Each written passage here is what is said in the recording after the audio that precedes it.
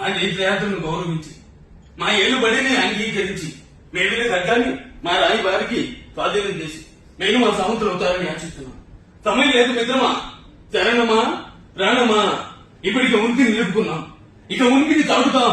నూతన నిర్మాణమైన భారత రాజ్యాన్ని పరదేశ నేతృత్వ ప్రచారం చేద్దాం. దొరికిన వాడిని దొరుకుతాం, దొరకని వాడిని తరుగుదాం. ఏది ఏమైనా దేశం వేసి తిప్పుదాం.